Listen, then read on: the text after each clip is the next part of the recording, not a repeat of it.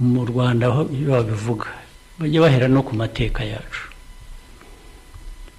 kubaka biriya bavuga bubatse ugiye kujya mu myaka ya mbere y'ababanje wari uzi ko hari igihe abayobozi muri Amerika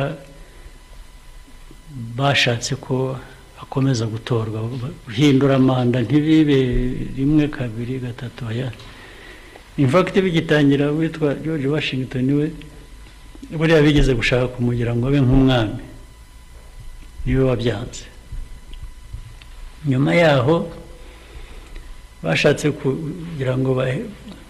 bakomeze umuyobozi wari uriho akomeze nabwo ari wo ugera harabyanga ariko biba byarabaye ariko byo ni ibintu biba bijyanye n'igihe